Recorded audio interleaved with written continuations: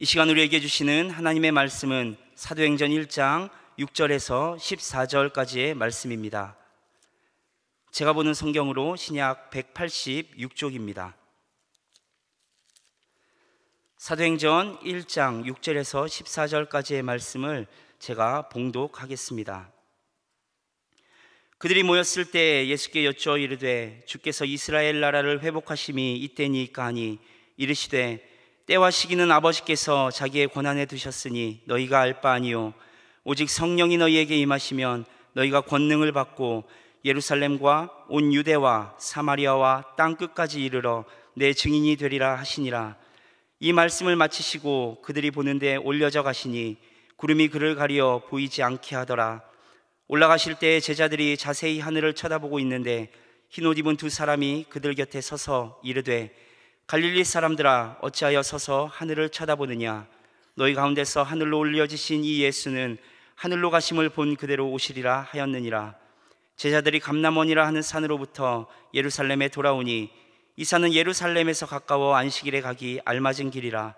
들어가 그들이 유하는 다락방으로 올라가니 베드로, 요한, 야고보, 안드레와 빌립, 도마와 바돌로메, 마테와 및 알페오의 아들 야고보, 셀로딘 시몬, 야고보의 아들 유다가 다 거기 있어 여자들과 예수의 어머니 마리아와 예수의 아우들과 더불어 마음을 같이하여 오로지 기도에 힘쓰더라. 아멘. 아는 것이 힘이다 라는 말 한 번쯤은 들어보셨을 것입니다. 물론 모르는 것이 약이라는 말도 있긴 합니다만 이 두 말은 전혀 다른 상황에서 사용되어지는 말이라는 것을 모르시는 분은 없으리라 생각됩니다. 혹시 이 말을 성경 말씀에 엮어 성경 말씀을 많이 알면 순종해야 하니 모르는 게 약이다 라고 적용하시는 분은 안 계시리라 생각됩니다. 안다는 것, 이것은 참 중요한 일입니다. 아는 것이 가지는 힘은 매우 크다고 할 수 있습니다. 필요한 분야가 달라진 것일 뿐이지 예전이나 지금이나 양질의 정보를 얼마나 많이 가지고 있느냐에 따라 인생의 많은 것들이 결정되어지고 달라지지 않습니까? 심지어 어떤 정보를 가지고 있느냐에 따라 일의 성패가 결정되어지는 경우도 허다합니다. 아는 것은 참 중요한 일인 것 같습니다. 그런데 물론 내가 이렇게 많은 것을 아는 것도 중요하지만 내 옆에 이런저런 정보도 많이 가지고 있고 정말 아는 것이 많은 사람이 있으면 참 든든하지 않겠습니까? 성도님들 주변에도 그런 사람 한둘쯤 있으시죠? 없으신가요? 오늘 우리가 함께 읽은 사도행전 말씀에는 예수님께서 이 땅에서의 사역을 마무리하시고 하늘로 올라가시는 때의 이야기가 나옵니다. 이 땅에서 정말 많은 일들을 하셨잖아요. 기적도 많이 베푸셨고 또 수많은 병자들도 고치시고 말씀도 전하셨습니다. 이 많은 사역 가운데 예수님 사역의 하이라이트는 뭘까 생각해 보니 물론 수많은 멋진 기적의 현장이 될 수도 있겠지만 역시 십자가에 돌아가시고 부활하시고 제자들 앞에 다시 나타나신 이 순간이라고 할 수 있겠다라는 생각도 해봅니다. 그런 예수님을 본 제자들은 확신했습니다. 진짜 주님이시구나. 물론 원래도 믿긴 했지만 물론 믿었겠죠, 제자들이. 어쨌든 이 정도까지 보여주시는 것을 보니 이제는 더 이상 의심의 여지가 없는 것입니다. 그렇다면 주님은 다 아실 테니 많은 것을 알고 계실 테니 그동안 정말 궁금했던 것 바로 그 주님께 물어보는 것입니다. 6절입니다. 다 함께 합독하겠습니다. 그들이 모였을 때 예수께 여쭈어 이르되 주께서 이스라엘 나라를 회복하심이 이때니까 하니. 제자들이 예수님께 무엇을 물어봤습니까? 이스라엘이 회복될 때가 언제인지를 물어보는 것입니다. 주님, 하나님께서 이스라엘을 회복시킬 것을 우리가 알고 있습니다. 물론 믿습니다. 그런데 주님, 그때가 주님께서 이 땅에 오시고 부활하신 바로 지금입니까? 이렇게 묻고 있는 것이죠. 하나님께서 이스라엘 민족을 부르셔서 하나님의 백성 삼으셨습니다. 그리고 영원한 하나님 나라도 약속하셨습니다. 그런데 지금 이 예수님 시대의 이스라엘의 모습은 하나님이 세우신 제사장의 나라나 그 영광, 위엄은 말할 것도 없고 하나의 독립된 나라의 모습조차 갖추지 못한 채 이 로마의 지배를 받는 속국일 뿐인 것입니다. 제자들이 예수님께 물은 이스라엘의 회복은 바로 이것을 말하는 것이죠. 로마로부터 독립하는 것은 물론이고 하나님이 세우신 거룩한 제사장 나라로서의 회복을 말하는 것입니다. 그리고 이것은 예수님께 물은 이 제자들 뿐만 아니라 모든 이스라엘 백성들이 궁금해하는 그런 물음이었고 염원하는 소망이었습니다. 과연 이스라엘의 회복은 언제인가 하는 것 말입니다. 제자들의 이 질문에 예수님 대답하십니다. 7절은 제가 읽겠습니다. 이르시되 때와 시기는 아버지께서 자기의 권한에 두셨으니 너희가 알 바 아니요. 이스라엘의 회복이 언제냐고 묻는 그 제자들의 물음에 예수님 말씀하시죠. 이스라엘의 회복이 언제 되냐고? 그걸 너희들이 왜 궁금해하는데? 그건 너희들이 알 바 아니다 라고 말씀하시는 것입니다. 이상하죠? 제자들의 물음에 예수님께서는 왜 이렇게 대답하셨을까요? 이스라엘의 회복이 중요하지 않기 때문일까요?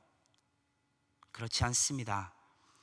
이스라엘의 회복보다 더 중요한 것을 제자들에게 가르치시고 말씀하시기 위해서 이런 대답을 하셨던 것입니다.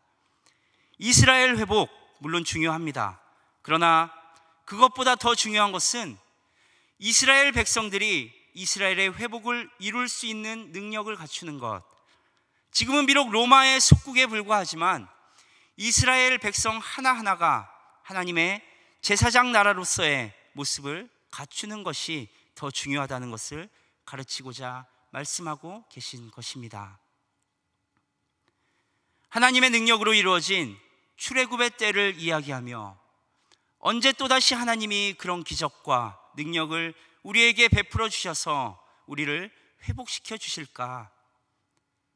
언제 하나님께서 이 긴 침묵을 깨시고 우리를 다시 찾아오셔서 우리를 다시 그분의 나라 삼아 주실까? 대체 우리는 언제 그 나라 안에서 살아갈 수 있을까? 그러나 예수님은 말씀하시는 것이죠. 너희들 다 알잖아. 알고 생각은 하지만 심지어 믿는다고도 말하지만 아무것도 하지 않고 바라기만 하는 구경꾼이 되지 말고 하나님의 나라를 이루기 위해 삶을 살아내는 능력을 갖추라고 말입니다. 우리는 잘 압니다. 그러나 아는 것과 살아내는 것은 다릅니다. 우리는 모두 하나님의 섭리와 뜻을 이야기합니다. 그리고 순종도 말합니다. 심지어 남의 일이면 더 쉽게 말할 수 있습니다. 그러나 그것이 내 일이 된다면, 심지어 그 일이 힘들고 어려운 일, 내가 도저히 이해할 수 없는 일, 내가 손해를 봐야 하는 일이라면, 내가 하기 싫은 일이라면 그 앞에서 하나님의 섭리를 말하기는 쉽지 않습니다. 누구나 순종을 아주 쉽게 말합니다. 순종해야 하는 것도 잘 알고 있습니다. 그러나 정작 나의 시간, 나의 물질, 나의 노력과 열정들을 포기해야 할 때가 온다면 여러 성도님들 묻겠습니다. 쉽게 순종이 되시던가요? 그 앞에서 하나님의 뜻이 쉽게 찾아지시던가요? 우리가 얼마나 많이 알고 있습니까? 이렇게 수요일까지 나와서 예배드리는 여러 성도님들의 신앙 수준이 결코 낮지 않습니다. 그러나 안다고 해서 아는 대로 사라지는 것은 아닙니다. 말씀을 많이 아는 사람을 그리스도인이라 하지 않습니다. 참된 그리스도인이라는 것은 말씀대로 살아내는 능력을 갖춘 사람을 말합니다. 우리가 그리스도인다운 모습으로 살지 못하는 이유가 여기에 있습니다. 알기는 하되 살아낼 능력을 갖추지 못했기에 그렇습니다. 아무리 힘들고 어려운 일이 있더라도 나의 믿음을 지켜내야 한다는 것은 알지만 실제 그런 일이 우리에게 닥쳐왔을 때 믿음을 지킬 능력을 갖추어야 합니다. 옆에 있는 지체를 사랑해야 하는 것을 알지만 나에게 잘해줄 때 말고, 나에게 이득이 될 때 말고, 이게 지금 나를 무시해? 라는 생각이 들 때도 사랑할 수 있는 것이 능력이라는 말입니다. 용서 잘 알고 있습니다. 원수도 사랑하고 용서하라고 예수님께서 말씀하셨습니다. 그러나 여러분, 용서는 어떻습니까?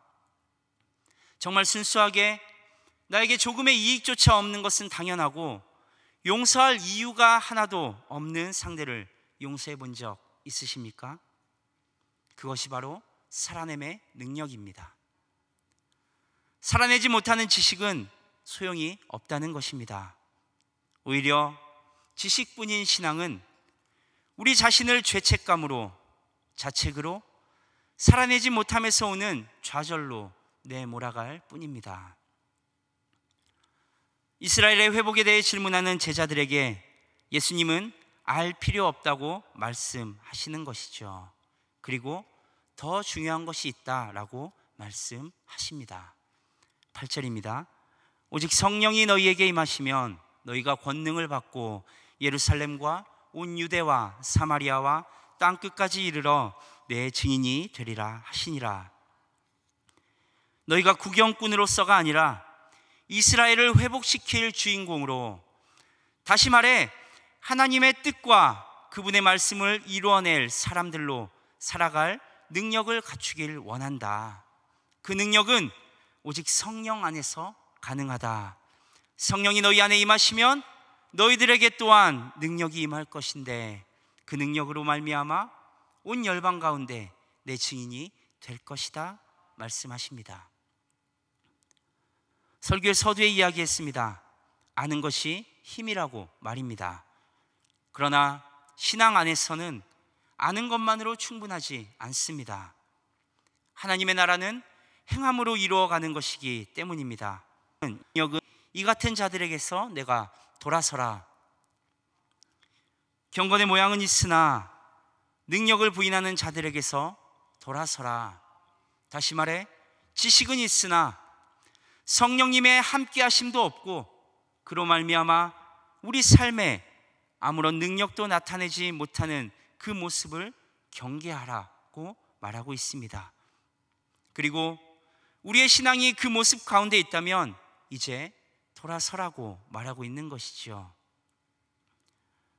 여러분, 성령님이 떠난 교회, 성령님이 함께하지 않는 교인, 말이 안 된다고 생각하지만 그런 교회들이, 또 그런 교인들이 너무나도 많은 것 또한 현실인 것이 우리가 경계하고 두려워해야 할 일인 것입니다. 개구리의 이야기 여러분 잘 아시잖아요. 개구리 끓는 물 속에 빠뜨리면 튀어나와 버리지만 찬 물 속에 서서히 끓이면 그 온도의 변화를 알지 못해 그대로 죽는다고 합니다. 우리의 신앙이 그렇지 않은지 하루하루 점검해야 한다는 것입니다. 조금씩 하나님과 상관없는 삶으로 침식되어져 가고 있지만 우리는 사실 모르는 거예요. 왜냐하면 우리 삶 가운데 경건의 모양은 충분히 있기 때문입니다. 매주 예배드리고 성경도 보고 기도도 합니다. 조금 더 한다고 하면 이렇게 수요일 예배도 참여하고 몇몇의 사역과 봉사도 합니다. 꽤 괜찮아 보이는 신앙생활이지요. 그러나 우리의 신앙이 그 믿음을 지킬 능력도, 사랑할 능력도, 용서할 능력도 없는 모양뿐인 경건이라면 이제라도 두려워하고 경계하고 돌아서라 라고 말하고 있는 것입니다.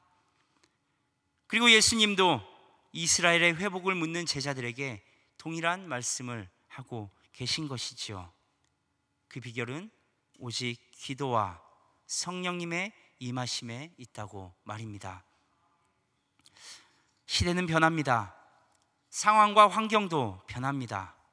삶의 모습도 변합니다. 삶의 모습이 변하는 것과 함께 우리의 가치관도 변화됩니다. 그러나 신앙의 원리는 변하지 않습니다. 회복되어지고 살아나서 뜨거워져야 합니다. 변해가는 세상의 가치관에 흔들리지 않는 신앙의 중심을 세워야 합니다. 그 중심을 세울 능력, 오직 성령님을 통해서 가능한 것입니다. 예수님의 말씀을 들은 제자들은 이제 예루살렘으로 돌아옵니다. 그리고 모입니다. 13절입니다. 함께 합독할까요? 들어가 그들이 유하는 다락방으로 올라가니 베드로, 요한, 야고보, 안드레와 빌립, 도마와 바돌로메, 마테와 및 알페오의 아들 야고보, 셀로신 시몬, 야고보의 아들 유다가 다 거기 있어. 다락방에 모였는데 우리가 흔히 이야기하는 마가의 다락방입니다. 모여서 뭐 했나요? 이어서 14절 제가 읽겠습니다. 여자들과 예수의 어머니 마리아와 예수의 아우들과 더불어 마음을 같이하여 오로지 기도에 힘쓰더라. 마음을 같이하여 오로지 기도에 힘쓰더라. 예수님의 말씀을 들은 제자들은 모여서 기도했습니다. 마음을 같이하여 오로지 기도에, 이 기도에만 전념했습니다. 그런 그들에게 이제 사도행전 2장에 기록된 대로 오순절에 강력한 성령의 임재하심이 임했습니다. 그리고 그 성령을 받은 제자들의 삶은 이제 변하지요. 거창하게 복음을 위해 목숨도 내놓는 삶을 살아냈다. 모든 것을 포기하고 예수 그리스도를 증거하며 살았다. 이렇게만 보는 것이 아니라 성령님이 그들에게 임하시니 그들이 하나님의 뜻을 받아들이고 살아낼 수 있는 능력을 가지게 되었다라는 것에 우리는 주목해야 하는 것입니다. 우리도 이래야 하지 않겠습니까? 성령님을 구하고 초대하고 성령님이 우리에게 임하심으로 우리의 삶에 능력이 임해야 하는 것입니다. 이 능력은 우리에게 말씀을 아는 것에서 그치지 않고 이 말씀을 우리 삶 가운데 살아낼 수 있도록 우리를 이끌어 주는 것입니다. 그렇다면 우리 삶이 성령 충만함을 받은 제자들과 같이 이 하나님의 뜻을 받아들이고 살아낼 수 있게 되는 그 능력이 바로 이 성령에서 나오는 것이죠. 사도행전에 나오는 제자들처럼 우리의 모든 것을 포기하는 삶이 아닐지라도, 우리의 모든 것을 다 드려 예수님만을 증거하는 삶은 아닐지라도 우리의 삶이 그들과 같은 참 괜찮은 하루를 살아내게 되는 것입니다. 그 모든 것의 시작이 기도라면 오늘 우리의 기도의 자리를 지키는 것은 참 다행인 일 아니겠습니까?